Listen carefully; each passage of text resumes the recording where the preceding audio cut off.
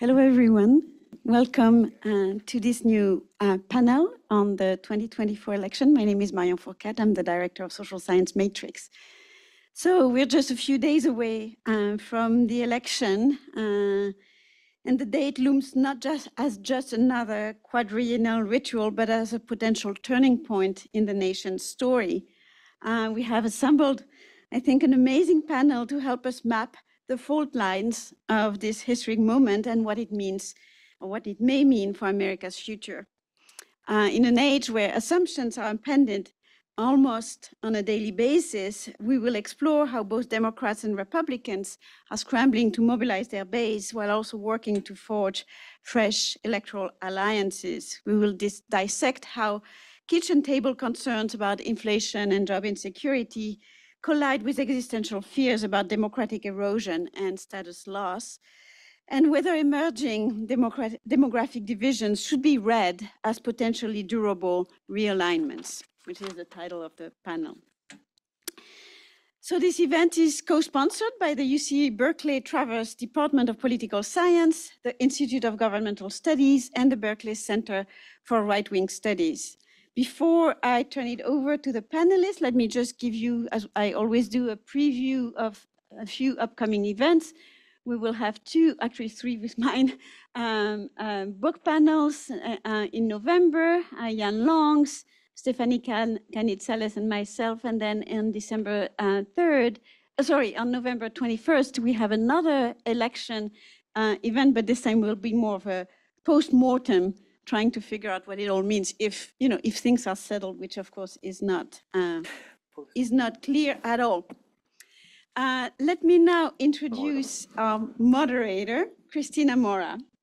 Cristina Mora is Associate Professor of Sociology and Chicano and Latino Studies by Courtesy and the co-director of the Institute of Governmental Studies here at Berkeley. Her research focuses mainly on questions of census, racial classification, immigration, and racial politics in the US and Europe.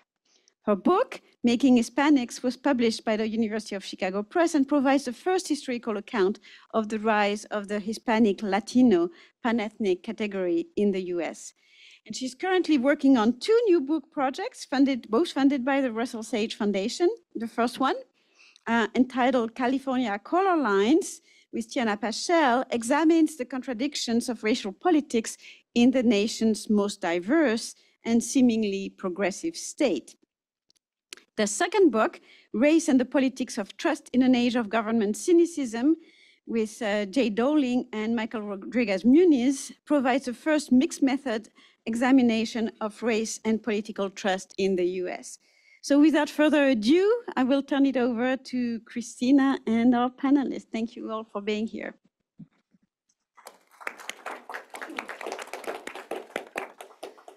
Great, thank you very much. Is this on? Yeah, it's certainly a pleasure to be here with you all today. And it's certainly a great pleasure to be on this table with this esteemed panel.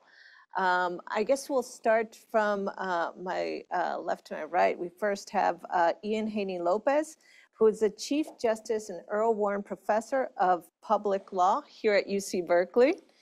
We then have David Hollinger, the Preston Hotchkis Professor Emeritus of History.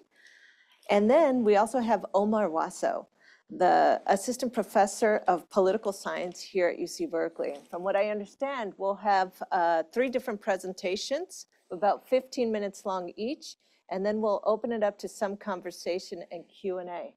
Right. So I guess we'll start with Ian first. Thank you, Cristina, and thank you all. Really delighted to speak with you all. Just by way of background, so I'm a law professor at UC Berkeley. My main focus is on race and racism.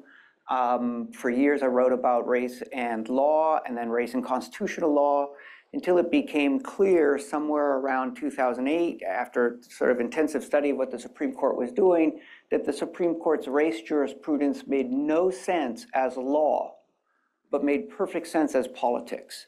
And in particular as electoral politics, a sort of electoral politics in which presidents campaigned for support by mobilizing stories of a Supreme Court out of control in the area of race, in the area of gender, in the area of abortion, that this was an activist court that needed to be reined in, that shifted my focus. So from that point forward, I started looking at presidential politics and the exploitation of coded racial narratives, Dog Whistle Politics. So that's my 2014 book, which then told a story of race as a class strategy. That is to say, it was the Republican Party, formerly the party of big business, that was using culture war politics, family-friendly policies, and opposition to affirmative action and to integration in order to win support for voters who thought they were getting populism, but instead were getting support for oligarchy.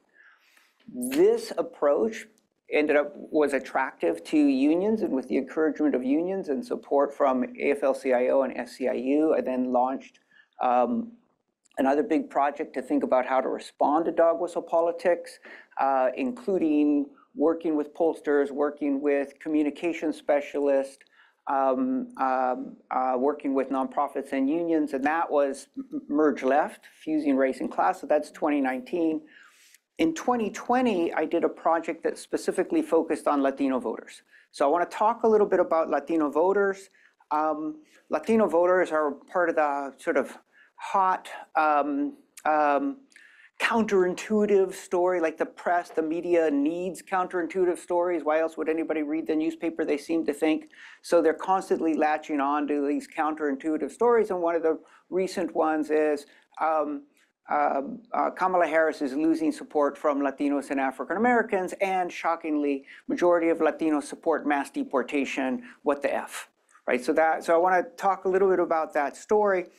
Here's how I want to begin. This is a message I tested in 2020. This is around 15 focus groups with Latinos across the country, and then based on that, created a poll, and then polled 1,145 Latinos, 400 African Americans, and 400 whites. All right, so here's part of the message we tested, and the question is then, imagine you're taking the poll. You would have a little dial. You can turn it up if you feel warmly towards the message. You can turn it down if you feel negatively about the message. Okay. Our leaders must prioritize keeping us safe and ensuring that hardworking Americans have the freedom to prosper. Leaders who built a strong economy once can do it again. Taking a second look at China or illegal immigration from places overrun with drugs and criminal gangs is just common sense. And so is fully funding the police, so our communities are not threatened by people who refuse to follow our laws. We need to make sure we take care of our own people first, especially the people who politicians have cast aside for too long to cater to whatever special interest groups yell the loudest or riot in the streets. Obviously, I ripped that message off from the Republican talking points. The question I have is, if you're thinking to yourself, how persuasive is that message? Think about whites as a category. Dial up, dial down, where would they be? Essentially, whites on average dialed to 60 on a 0 to 100 range. Anything above 50 is positive. Where did African Americans dial to? 60. Where did Latinos dial to? 61. We think, and Trump learned this lesson. We think that a message that's rooted in scare stories based on racist stereotypes about China, about dark-skinned illegals, that these sorts of racist manipulations are evident to the majority of voters. They're not. They're evident to those of us who are paying attention, who are critical, and who are highly engaged. What most voters hear in the context of dog whistle politics is a basic story about good people who are hardworking and deserving, and bad people who are pathologically violent and undeserving and flooding into our country. And when people hear a story about good people versus bad people, most want to be with the good people. Most, right? And so that's what we're up against in terms of dog whistle politics. Now the question is, obviously the voting patterns are very different between whites, African Americans, and Latinos. So what explains the difference? Well, there's more than just one story out there. There are these countervailing stories, and the stories among African Americans about hostility from the Republican Party and also about the salience of race are much more powerful and act to compensate for the basic attractiveness of this dog whistle narrative. What about among Latinos? In terms of Latino receptivity to this dog whistle message, the single most important factor that I found was how Latinos conceptualized Latino group identity. I'm actually saying something surprising there. We're often told it's a matter of how they, it's a matter of gender. It's a matter of age.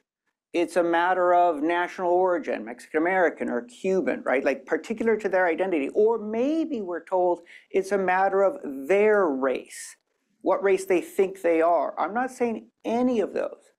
I'm saying it's a matter of how they conceptualize the group position of Latinos. Okay, so that's slightly different. I can say more about these other gaps, the gender gap, the age gap, national origin gap. Maybe in Q&A, if we want to go into it a little bit more, we can. I have my suspicions about the gender gap. I think that's one of those stories that's fun for the press to tell because it kind of correlates with Latino machismo and da-da-da-da. So I'm skeptical of it, but I'm gonna set that aside for a moment. There is one gap that I didn't study that does seem to be really important, so I want to flag it. Don't have much more to say on it. Recent polling suggests that there's an enormous gap among Latinos in terms of whether they're Protestant versus Catholic versus religiously non-affiliated. Religiously non-affiliated Latinos are about half of all Latinos. And they are, let me see my gap. So religiously non-affiliated Latinos compared to Protestants are 69% more likely to support Harris. That's an enormous gap. Catholic Latinos compared to Protestant Latinos are 39% more likely to support Harris versus Trump. These are really big gaps. I studied religiosity, but I didn't study the Catholic Protestant, so my bad. This seems to be a really important factor. With that caveat in mind, I want to come back to this idea of racial group conception. Here's the way I did it. I gave respondents three choices. I asked them, are Hispanics like African Americans destined to remain distinct over generations? Option one. Option two, are Hispanics a group that, like European Americans, over generations become part of the mainstream? That was option two. Option three, are Hispanics a group that over generations can get ahead simply through hard work with no sort of racial identity there? Okay, so three options. Basically, are we people of color? Are we white? Are we outside of race? Almost all Latino activists, almost all of our students, almost all of our faculty say we're people of color. Great, and we have the support of 1 out of 4 Latinos. 25% of Latinos say we're people of color. 32% say Latinos are essentially like other European immigrant groups, going to join the mainstream. 28% essentially claim we stand outside of race. What's going on here? First, it's not skin color. The Latinos who say we are people of color are also the Latinos who say others are most likely to think they're white. That is, and again, if you think about your students, you think about me, I'm biracial, half white, half Latino. I identify as Latino. I identify as a person of color. I'm sure a lot of people think I'm white, especially passing me on the street. What's going on? I have adopted through education and through analysis a political conception of Latinidad as a person of color, right? Like, and I think that's the story of a lot of our students. So it's not necessarily that we're dark. In fact, the group with the darkest skin Latinos is that third group who say race doesn't matter. I'm just going to get ahead through hard work, with the exception of Afro-Latinos. Afro-Latinos are going to say that they're people of color, right? But otherwise, this is not a skin color dynamic. Nor is it a dynamic of self-hatred. Interestingly, the group that expressed the highest level of pride in being Latino were the group that said that Latinos were joining the mainstream as similarly to Euro-Americans. So this is, like, there's a story among Latinos that either you think you're a person of color or you're engaged in self-hatred, right? Or there's another story that says you're engaged in passing, you're trying to leave Latinos behind. Levels of a sense of linked fate were the same across all three groups, right? So something else is going on. What is this other thing that's going on? Racial status anxiety. Where are we as a people? Where do we fit in a society in which there's a very strong white-black hierarchy? Are we able to join the mainstream? Will we be regarded as full citizens? Instead, are we and our children doomed to be part of a caste, a denigrated caste? Does none of this apply to us?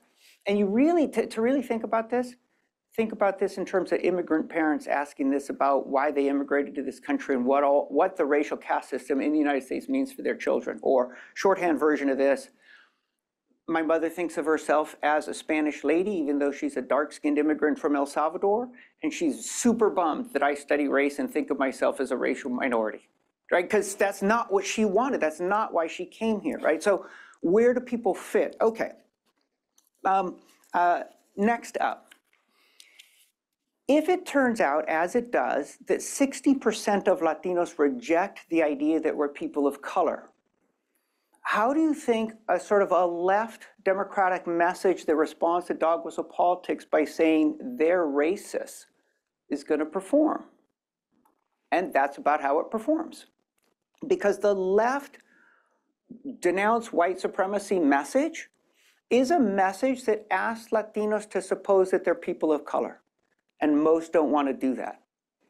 At the same time, the standard left alternative to that, more centrist alternative to that, is to say, let's not talk about race at all. Let's just focus on economic issues because these people don't think they're people of color. That message doesn't perform very well either, and why not? Because the community is shot through with anxiety about whether we're good people or not, and an economic message doesn't address that. What does address that? A dog whistle story. Right? And so when I was running these focus groups, one of my throwaway questions was, I thought it was as an icebreaker. I was like, what does Trump say about Latinos? Figured, icebreaker, they're going to say he says we're rapists. And people were saying things like, well, he says that they're gangbangers and illegals, and I know them, they're my neighbors. Like they were willing to punch down themselves in order to say, there are bad ones. I know them, but I'm not one of the bad ones. I'm one of the good ones, right? So that message doesn't work either.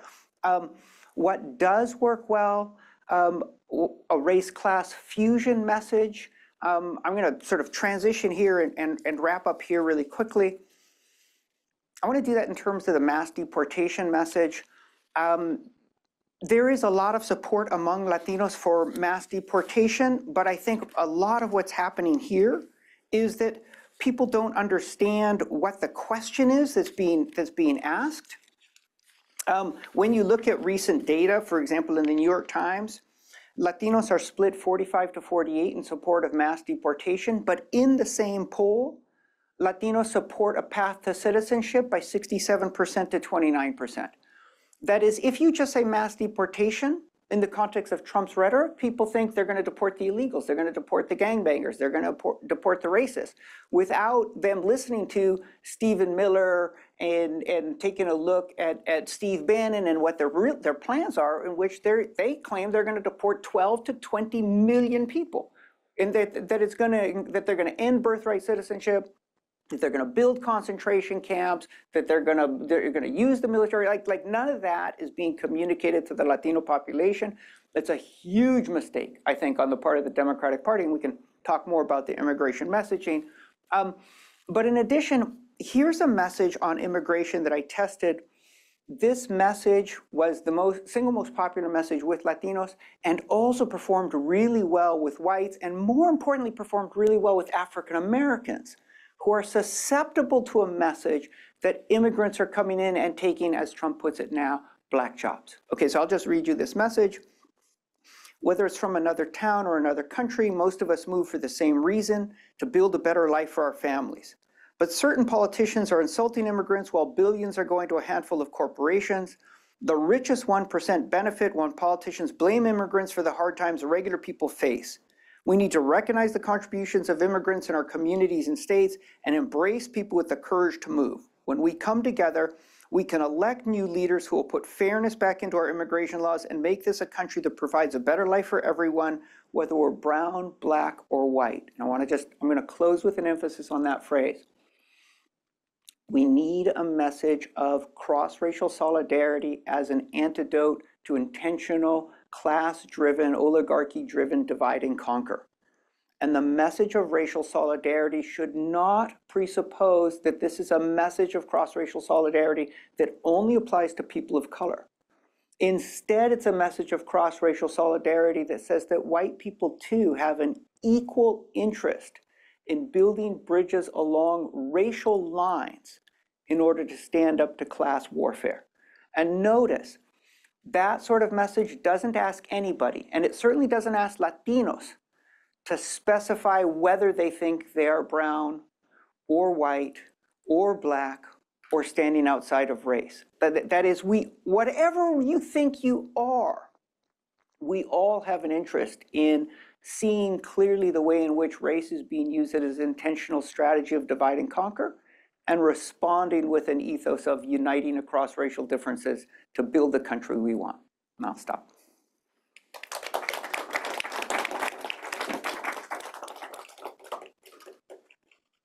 Thank you very much. Professor Hollinger? The shifting alignment I'm going to talk about is the capture of the Republican Party by its evangelical client, with, among other results, the loss on the part of the Republican Party of a capacity to treat the opposition Democrats as co-stewards in running a pluralist democracy. When the Christian supremacist Senator Josh Hawley asserted in 2017 that the ultimate authority of Jesus Christ has to be established in every aspect of life, including the government of the United States, there was nothing the least bit novel about this. Generations of preachers have encouraged the faithful to see themselves as a morally superior community required by God to either stand apart from a sinful society or to take control of it.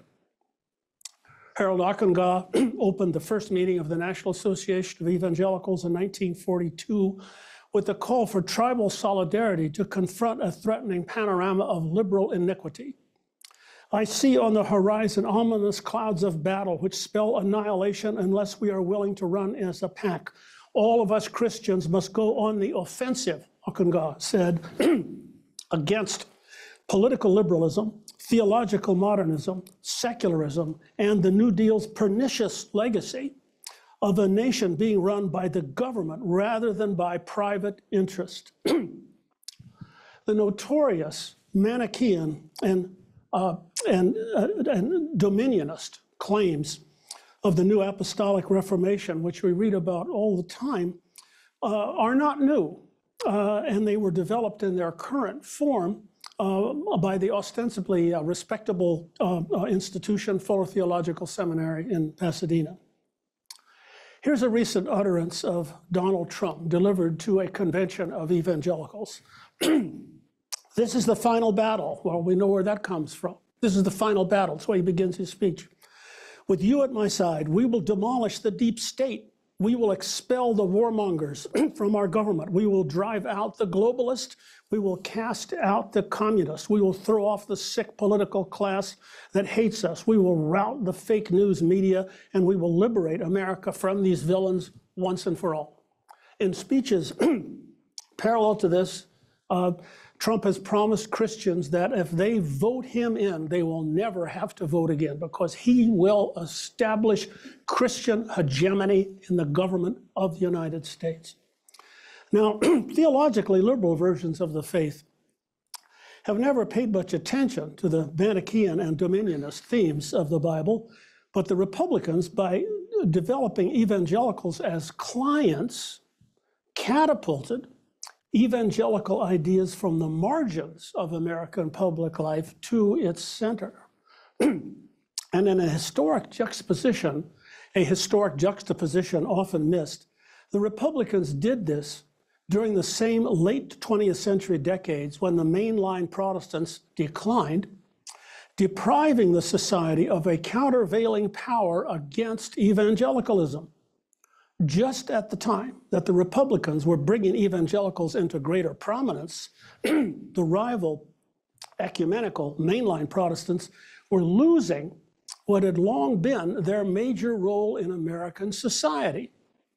Secular critics could talk about racism, sexism, homophobia, and the bad readings of the Constitution common among evangelicals, but these secular critics almost never contested the religious foundations of Christian nationalism, thus entirely missing the actually operating justifications for evangelical political behavior.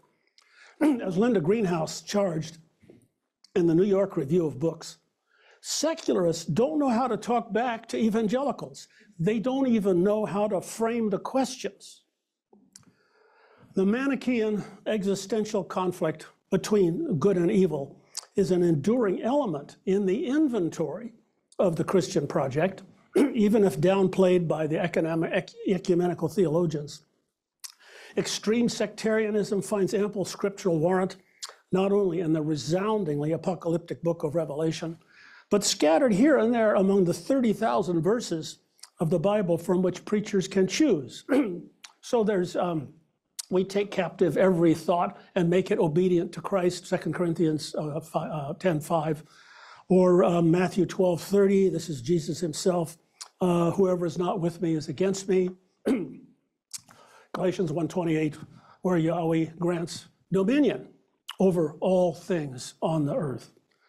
Now, the old line mainline leader, like Reinhold Niebuhr and Paul Tillich, could debate this stuff, including Isaiah 45, where Cyrus is anointed, which is a scriptural warrant we see invoked almost every day by evangelicals to justify the demonstrably immoral Trump as their champion.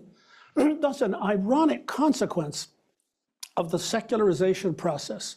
More and more people leaving religion, more and more nuns, as we say, the old line, mainline churches in decline.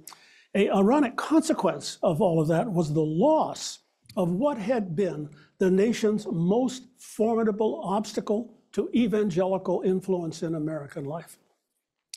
The Manichaean and dominionist strains in evangelical Protestantism, whatever their claims under subspecie aeternalis, constitute a deeper, more structural problem for democracy than the Christian nationalism that these doctrines facilitate. To be sure, sectarianism is not, the Republican sectarianism is not exclusively a consequence of evangelical influence. In the 1990s, Newt Gingrich and Pat Buchanan urged Republicans to demonize Democrats and to stop working with them on collegial terms. Gingrich famously asked Republican office seekers to get nasty and demanded that Republicans in both houses of Congress blow up bipartisan projects and run the tables their own way. Buchanan made his reputation by insisting that Reagan had betrayed his revolutionary potential and become a conventional, compromising politician.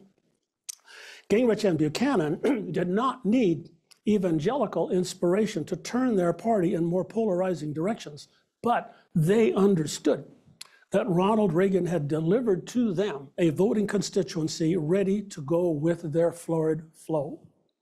Reagan, you'll remember, began his 1980 campaign for the presidency by telling the National Association of Evangelicals that he endorsed them immediately after praising states' rights while standing virtually on the graves of the Neshoba County martyrs from 1964. Reagan linked his "government is the problem" mantra to his appeal to white Southerners unhappy with federal support of civil rights for African Americans, and he offered both of these as being fully in harmony with his celebration of evangelical Protestantism. The Republican political dependence on evangelical voters is more intimately connected to the Southern strategy than is usually recognized. That strategy, developed as early as the Nixon years, was unashamedly aimed at the white population uncomfortable with school integration and federally guaranteed civil rights for African Americans. But the culture of Southern whites in the former slave states was already the most thoroughly evangelical regional culture in the nation. The Southern strategy was from the start an evangelical strategy. There were implications for education. It helps to remember that as late as 1970, nearly 1/5 of the ministers of congregations affiliated with the Southern Baptist Convention had no schooling beyond high school. Historically, Republicans had long enjoyed the support of the bulk of the upper middle class, and in many states had given more support to public higher education than the Democrats. But by prioritizing white Southern evangelicals and their counterparts in the Midwest, the Republican Party gradually abandoned most of the states with highly educated electorates that had once produced Republican presidents and senators of real stature. In neither 2016 or 2020 did Trump make a serious effort to win any state in the entire Eastern Corridor from Maine to Virginia, with the sole exception of Pennsylvania. Nor did he try to get the Pacific states of California, Oregon, Washington, and Hawaii. Already by 2014, before Trump, the GOP's abandonment of those 16 coastal states was so pronounced that of the 32 senators then representing those states, only Susan Collins of Maine and Patrick Toomey of Pennsylvania were Republicans. The party located its power base in the states and the congressional districts with the fewest college graduates. For the first time in American history, then, one of our two major political parties has a vested interest in maintaining a relatively uneducated electorate. The study of history, sociology, political science, philosophy, and literature might call into question what was learned in church or in kinship networks. Technical and vocational education are not problematic. When J.D. Vance the other day declared that professors are the enemy, echoing Nixon, he was not talking about professors of electrical engineering or nursing. A liberal arts education makes individuals more likely to appreciate the value of vaccines, to recognize how much of human life opens up for women when they have reproductive choice, to respect scientific indicators of global warming, to understand the past disabling legacy for descendants of enslaved Americans, to grasp the evidence that Joe Biden won the 2020 election, to distinguish large-scale economic indicators from the price of eggs, to understand what Project 2025 means for the country if Trump becomes president, and to accept a host of other realities that low information voters, as the press calls them, often deny, especially when encouraged to do so by confident voices claiming to speak from or on behalf of their identity group. When Republican governors try to take over the higher education system of their states, they know exactly what they are doing. They know who their enemy is. It is us. Evangelicalism changed little during its Republican-sponsored rise, other than being corrupted by a new proximity to power, bringing dominionism to greater prominence as evangelicals began to take seriously for the very first time that they might actually run the country. But evangelicalism's patron, the Republican Party, was changed profoundly. Republicans of yore were not so fanatically eager to police the bodies of women, to prevent public school children from learning unappealing truths about history and society, to shut down rather than to carefully manage the regulatory state, and to collapse the separation of church and state. Today's Republicans know how dependent they are on evangelical voters, who function as a kind of tar baby, sticking to the hands of even those Republicans whose interest in evangelicalism was always more opportunistic than principled. Once you grab onto it, it's very hard to get rid of. It's hard to get rid of because it is so deeply embedded. A recent flood of disillusioned autobiographies bear eloquent witness to the sticking power of this historic theological burden. Sarah McCammon's The Ex-Evangelicals and Tim Alberta's The Kingdom, the Power, and the Glory mix autobiography with reportage, recounting the experience of trying to live a non-sectarian life under evangelical authority.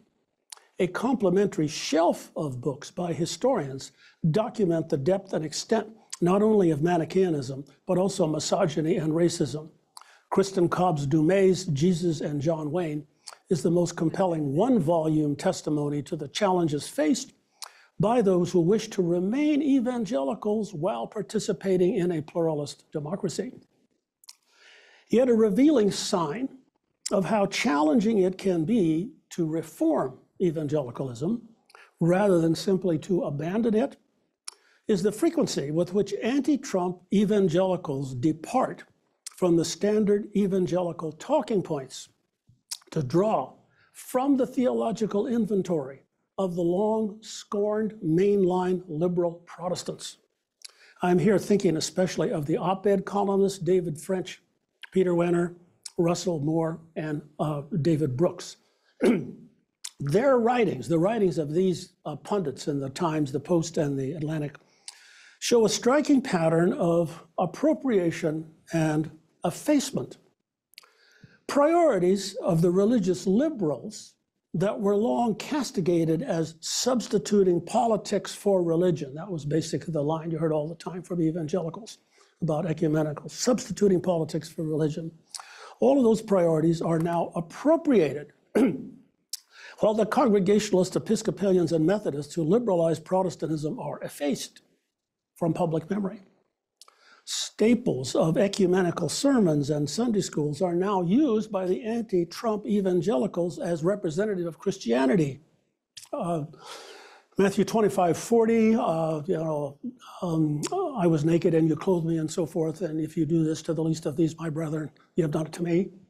Or Luke 10:25, the Good Samaritan story, Galatians 3:28, and Christ there is no Gentile or Jew, no male or female, so forth. All these things are straight out of the liberal Sunday schools. And then suddenly you find David French writing them. I wonder how many more columns I could read by David French where he goes into an evangelical church and he sees people that are mean-spirited. And he's shocked to find these people. So readers of the discussions of religion in the Times, the Post, and the Atlantic might suppose that the essence of evangelicalism had always been a species-wide movement for love, service, and brotherhood, tragically twisted in the era of Trump. This is an egregious misrepresentation of American religious history. The notorious Manichaean and Dominionist New Apostolic Reformation would not attract so many of today's individuals had not generations of preachers made its doctrines plausible and its style appealing. The Republican Party will not regain its historic role as a responsible participant in the nation's two-party system until it faces up to the damage done by its uncritical embrace of bad religion.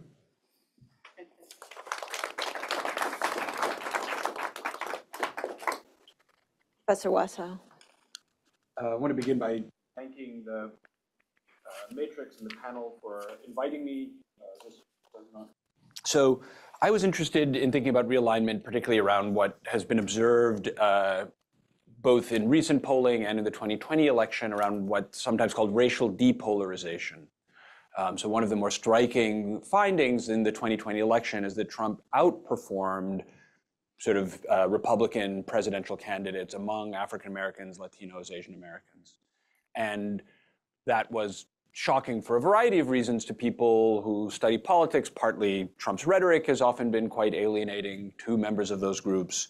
So it was sort of thought if anybody would have the reverse, it would be Trump, and yet that's not what happened.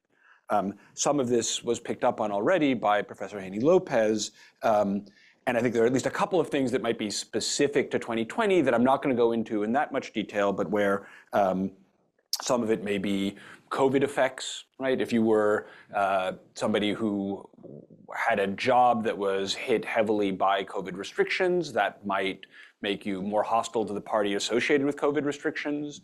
And so there's a class and education divide there that overlaps with race. I think there's some evidence, my primary research is on protest movements. I think there's some evidence that among Asian Americans and Latinos, there was some disaffection from the Democratic Party in response to Black Lives Matter protests in that period. But again, those are sort of the 2020 election, and I'm kind of interested in thinking a little bit about some of the present moment. And in particular, I want to kind of take the most provocative version of the question, which is to think about people like Enrique Tarrio, who is a Cuban, Afro-Cuban, was a former head of the Proud Boys, now convicted, who is very explicit about his enthusiasm for this, what was called like, I forget the term now, it was like European chauvinist group. But was also very clear that like he was raised in a Black Cuban community and was like not anti-Black in at least his conception of it. Nick Fuentes is an avowed neo-Nazi of Mexican-American ancestry. Mark Robinson, governor, or candidate for governor in North Carolina, right? I mean, a bit of a crackpot, but like not, it's not as easy to just say, oh, like nobody of color would take these extreme positions, because in fact, we have lots and lots of examples, right? And so I think it sort of raises a puzzle that, to be clear, this is not research I've done. It's something I'm kind of thinking about and speculating about, and so I'm kind of processing with you now in public. So these are kind of speculations. Some may be more grounded in evidence than others, right? So what could be going on? And I think, to be clear, I also want to say that like the Enrique Tarrios of the world are extreme cases, but I think are leading indicators of this broader pattern we saw in 2020, and so we should think of them as worth at least considering, even as they're extreme, of like a broader set of trends in maybe a new kind of alignment around racial depolarization. So one of the very common polling results that we've gotten in the last few months is that there is this, particularly among Black and Latino young men, some shift away from the Democratic Party.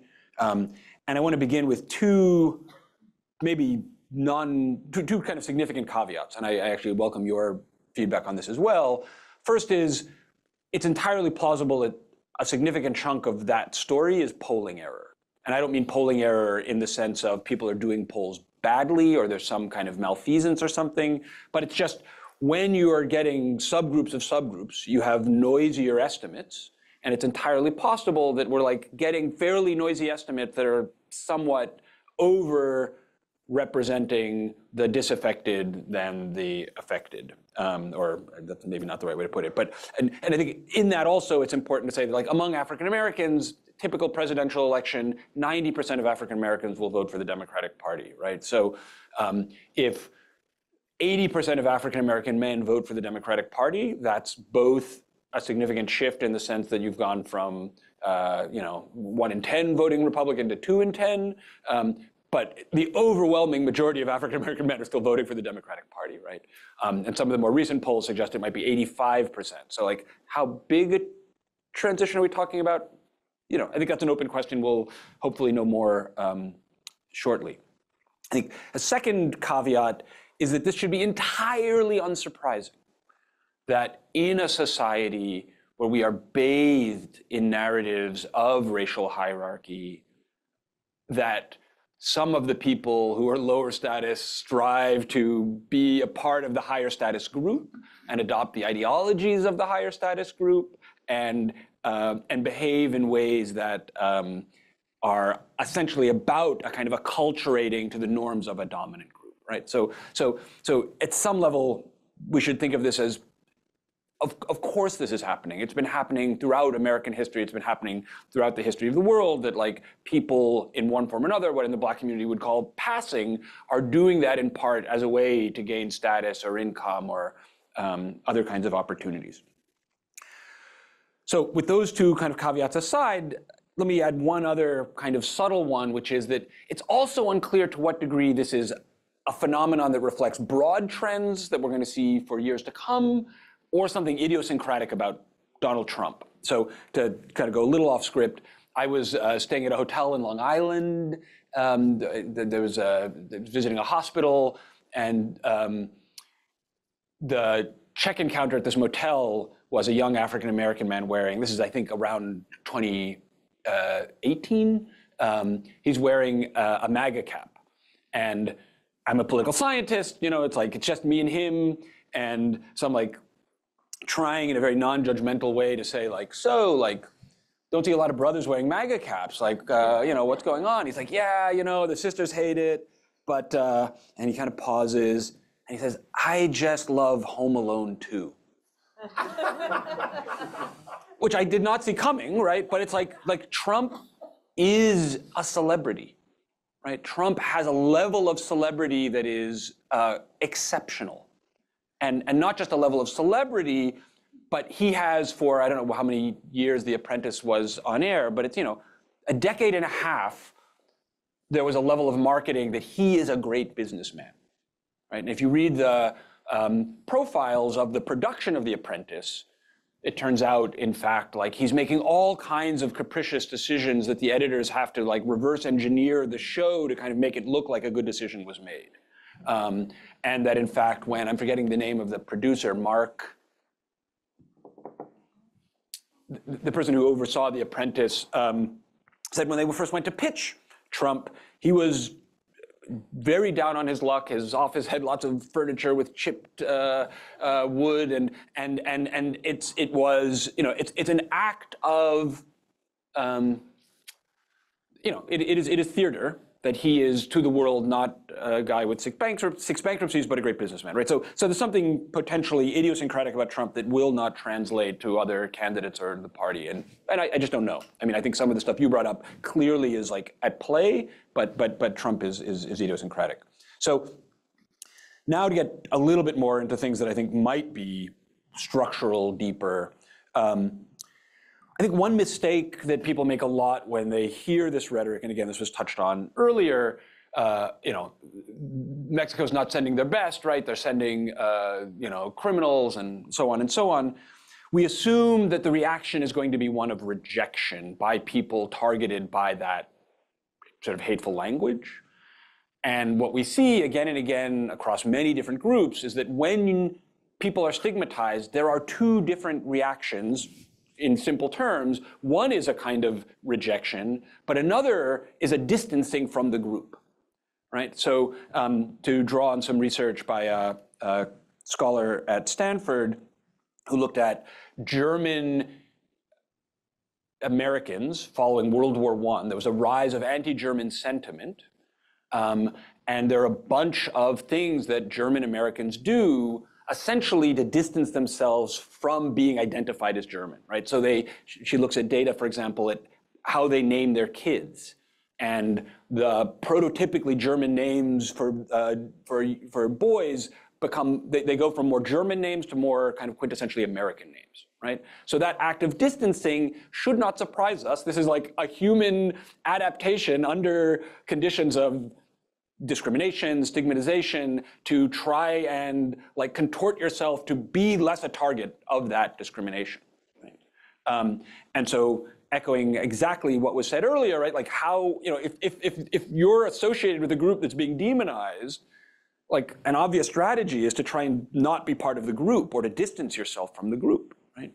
And so I think on a range of dimensions, we're watching kind of distancing patterns play out that are, again, like fundamentally like very typical processes of accommodation to discrimination, to processes of being demonized. Second, another idea, so this is now, let's see, so polling error, we raised in a bath of racial hierarchy, celebrity, response to stigmatization, so that's 4. So a fifth one is very speculative, which is that we're in the middle of a kind of second realignment, right? And a second, well, so a classic term, there's lots of debate about what is realignment, but it's like in the 1960s, there's this like passage of landmark civil rights legislation. The two parties become more explicitly, the Democratic Party becomes explicit. Let me, just because this may seem, it may not be obvious, in 1962, there's a Civil Rights Act that's passed, and it gets more Republican support than Democratic support. Why is that? The Democratic Party is a group of sort of northern, more liberal, racial liberals and southern segregationists, right? And so it's not obvious that Democrats are going to be the party of racial liberalism more broadly. By 64, the Civil Rights Act passes, right? Democrats are the party of African-American interests. And the Republican Party becomes more explicitly the party aligned against civil rights. And that split sort of unfolds over decades to some of what we think of as now a kind of the racial realignment. So what would a second realignment look like? Mark Hetherington, who's a scholar, leading scholar of authoritarianism, although he's now kind of refining that, gave a presentation of a new book he was working on here yesterday as part of the Citron Center and the Matrix. And I think he sort of spelled out like a kind of more fine-grained idea of conservatism that included things like a taste for traditionalism, sometimes people being hyper-competitive. So that's sort of some of the Trump energy of just like this. And he sort of got surveys that are teasing apart, disaggregating some of what we might call conservatism. A strong taste for personal responsibility over more kind of systemic models of accountability. And what I mean in this idea of a kind of second realignment is that there's this moment of possibility for now more fine-grained sorting, right? So we've had one big sort around like, how do you feel at some core level about equality for African Americans? And now there's this opportunity to sort of sort yourself on more subtle things. Well, I'm more of a traditionalist, and what people want to do with, say, trans women in sports upsets my sense of traditionalism, and that's going to show up not cleanly aligned with party, right? To give another example that maybe is easier to grasp, he talked about these measures of hyper-competitiveness. What do we mean by hyper-competitiveness? The questions on these surveys were like, you should never walk away from a fight. Walking away from a fight is a sign of weakness. Basically questions that get at, do you think the world is defined by winners and losers, right? And it turned out that like hyper-competitiveness shows up pretty evenly distributed across both parties. But now you've got a candidate who is a hyper-competitive candidate, right? So if you're somebody who has a taste for that, that's potentially going to pull you out of what had been your kind of historical home by party, right? So that's what I mean by this more sort of, we've gone from a big sort to maybe a more fine-grained sort, and that over time, we're gonna see these other kinds of traits leading to people who are cross-pressured, by which I mean they may have, the profile in the Times yesterday about Latino kid whose parents are for Harris and he's for Trump, and right, like he's got competing motives and instincts, but maybe he's somebody who, is a traditionalist in some way that like makes it hard to align with sort of these new ideas that the Democratic Party is associated with. And I think it's important to say that like in order to have maybe this kind of more fine-grained sort, you need another thing. And so this is now the last potential thing that maybe is changing that I think is more structural, which is that we should think of identity as importantly downstream of institutions. And what I mean by that, I just taught a class this morning where we were reading Anderson's Imagined Communities, and it's like you can think of the emergence of the nation state as non-trivially a function of the emergence of print media, which gives people a sense of common identity across distance and even time that wasn't there possible, right? So media as this like very powerful institution shaping people's sense of self is one of those institutions. We read another piece about schools, which is, you can think of as almost another kind of media, but schools as a powerful institution shaping people's sense of national identity. And in the present era, we've got, I mean, the list of institutions goes on, churches, so on. There's an unmooring for a lot of young people from a lot of those institutions, right? I grew up reading newspapers, like that is clearly like now like using a fountain pen. It is increasingly archaic. And so what does it mean to be a young African-American kid coming of age, getting a sense of self from TikTok, right? Religious institutions in the Black community have been a very powerful part of the kind of baton pass of institution of like racial political identity. We're seeing increasingly on this trend about secularization, like young African Americans much less engaged in the church. So we should assume there is some unmooring associated with that too, right? And linked to that, we might also imagine that there are these new identities, right? Maybe I'm really into anime, and my sense of self is defined by the global community of anime enthusiasts, not by my local Black community, right? So this is speculative, but almost certainly there is some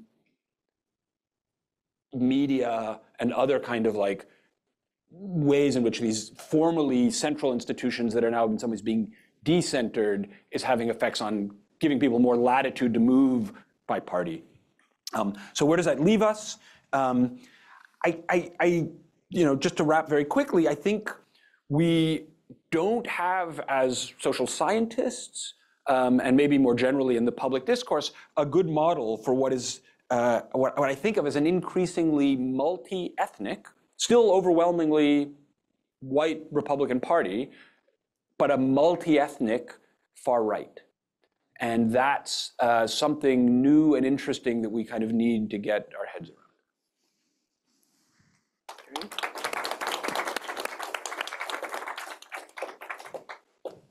Great.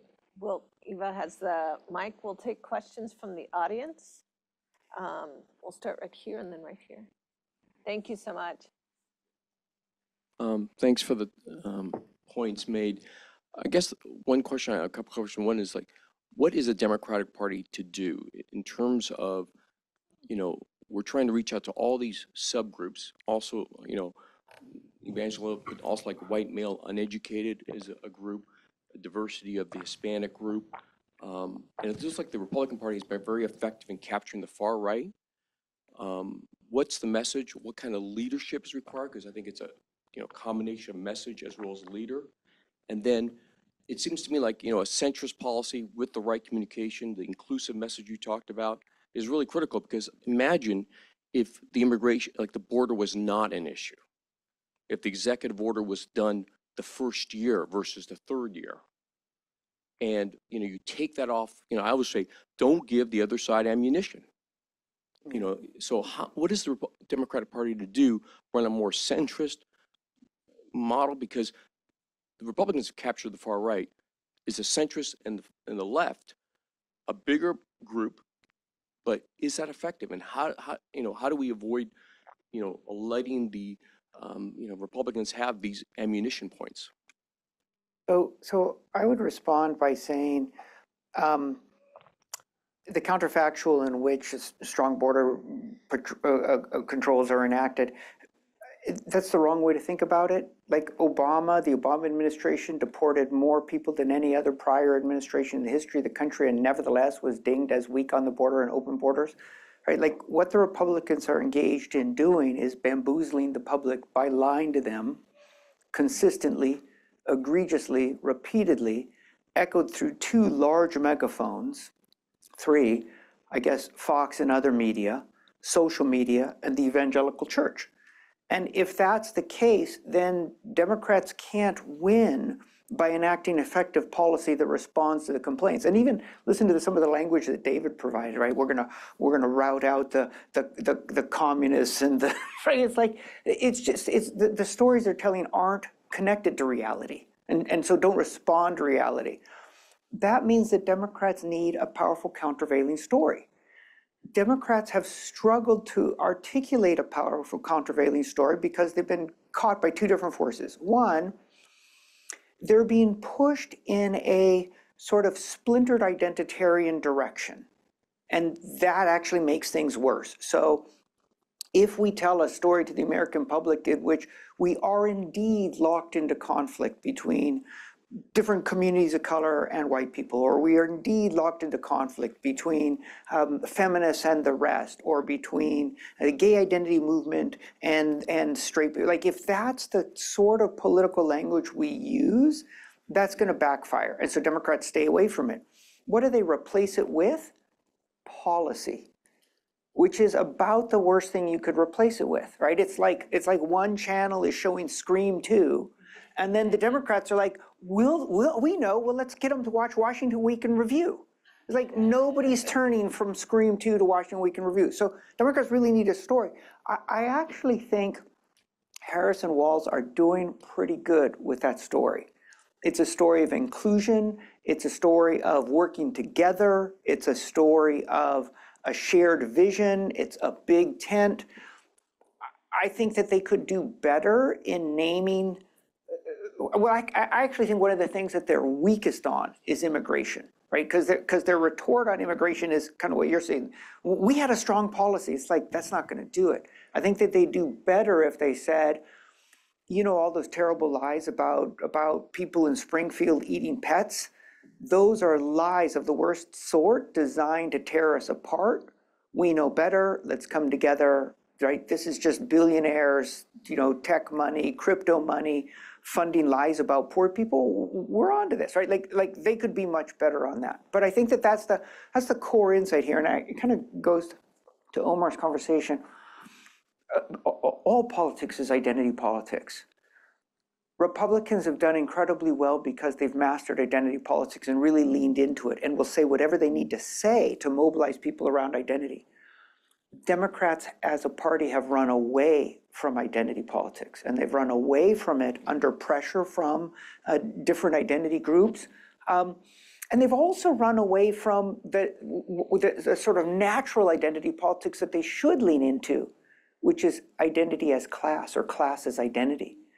Democrats are unwilling to tell a story of working people beset by corporations and by billionaires, with notable exceptions like Bernie and AOC. And then you look at how popular they are and say, Democrats really need to lean into this. Right? Why are Democrats doing so poorly among working people? Because they no longer articulate a story of a class war in which working people, broadly defined, are under threat from malefactors of great wealth to recover a New Deal type language, right? So Democrats for 50 years have been trying to contest elections with very little recourse to identity. The two big exceptions, Bill Clinton, who mobilized white identity as the sort of new Democrat, and Obama, who mobilized an identity of this sort of post-racial America, even as he evaded discussion of race, right? But that's, I think, the crux. Democrats need an identity story because they're up against an identity story, and politics is fundamentally about identity. Don't you think in some ways, though, like if you see the polls and folks are asking what's the most important issue to you, without question, the economy across all groups, right? And so don't you think some of this is also talking so much about identity and not enough about trying to understand how different groups are understanding what the economy is in the first place and what it is at all? I mean, the polling's super interesting. People's view of the economy tracks their partisan affiliation. The economy is too complex, right? It's just, and the policies are too complex. Most people don't understand it. Yeah. So what do we see? You know, how do you feel? How optimistic are you about the economy? Well, the Democrats are in power, so I'm down. Wait, a Republican just got elected. Now I'm super optimistic. And, you know, and then it flips with the Democrats, right? It's following more than generating partisan affiliation. If people cannot answer the question, what sorts of policies are good for me, they can answer the question, who respects me, who esteems me, who's like me, who will fight for me. Identity, identity, identity, identity.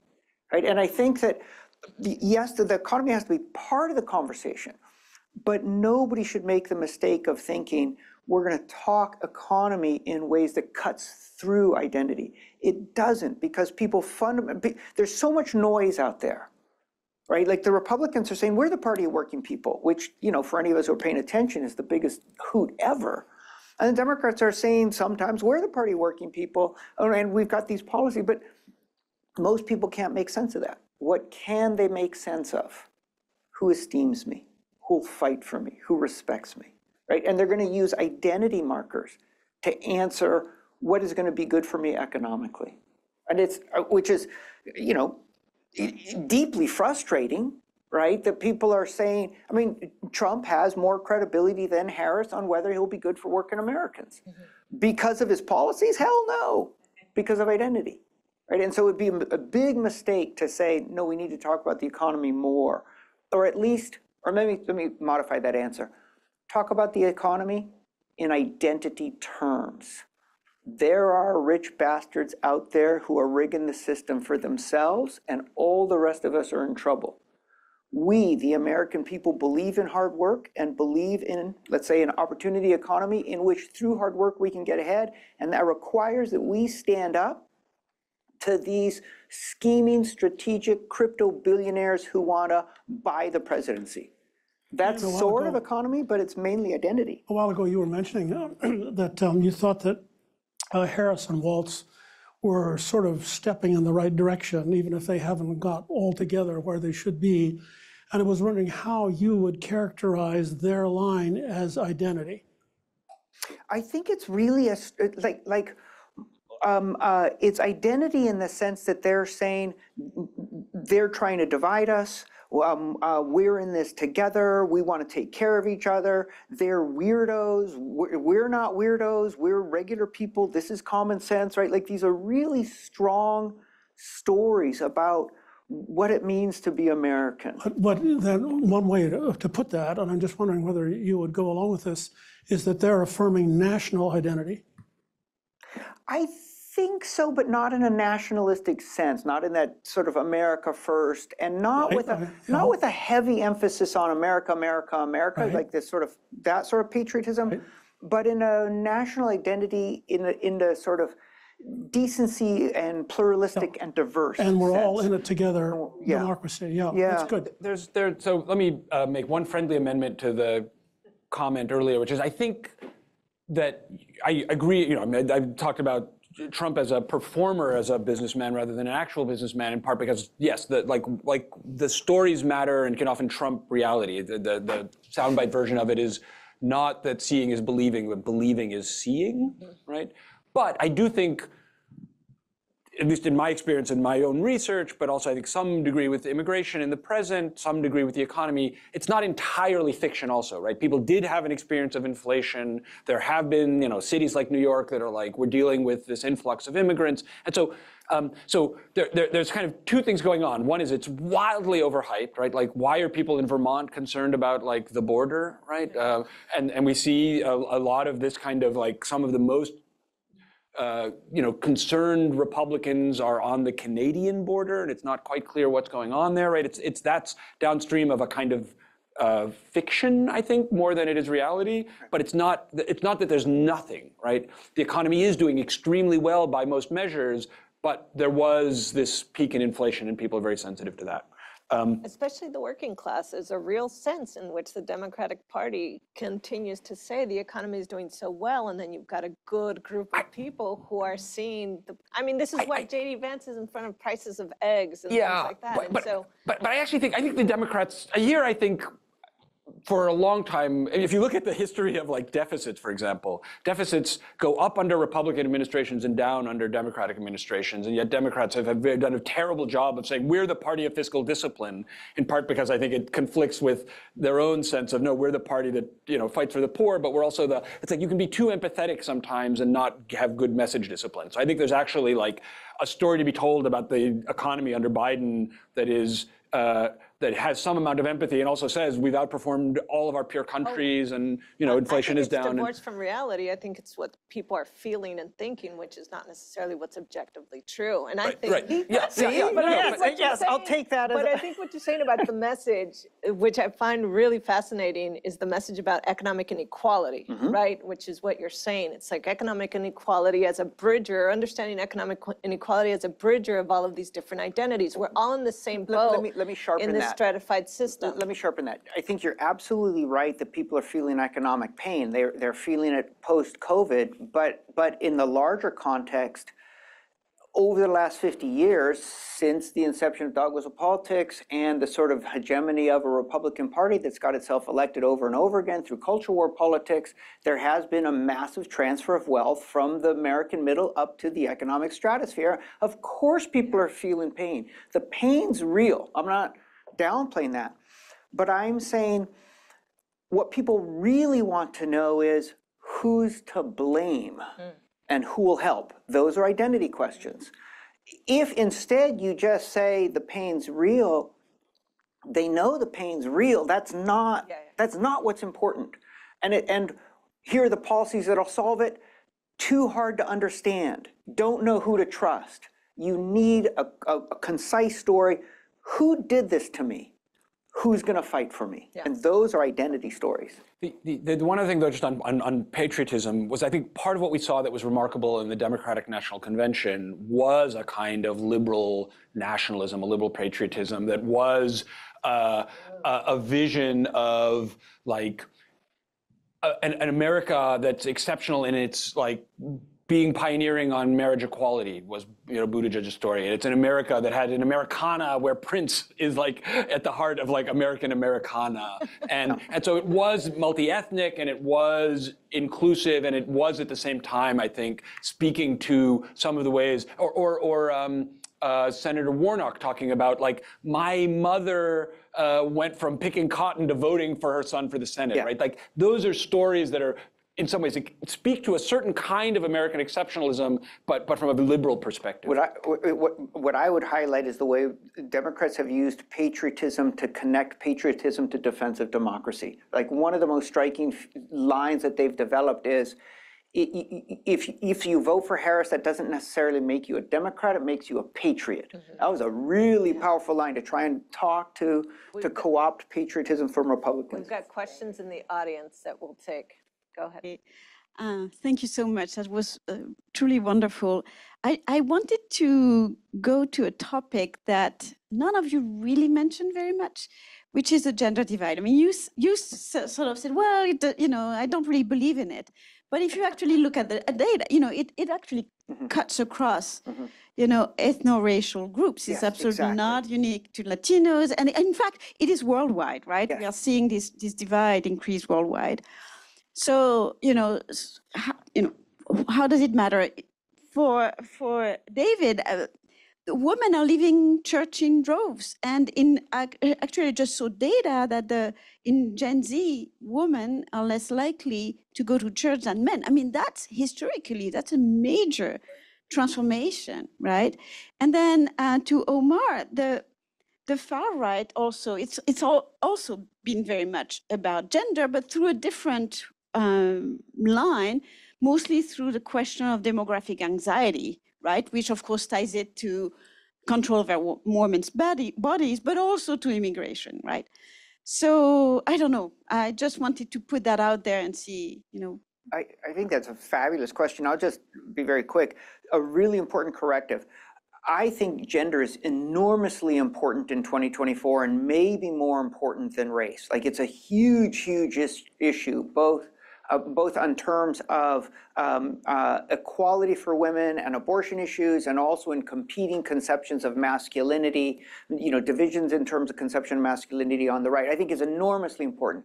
What I was skeptical of was the idea that there's a particular gender divide among Latinos and African Americans that's connected to a mythology of machismo or aggressive masculinity particular to Latinos and Latino and African American men, right? Like that is the storyline that has purchased because it dovetails with this sort of pernicious stereotype.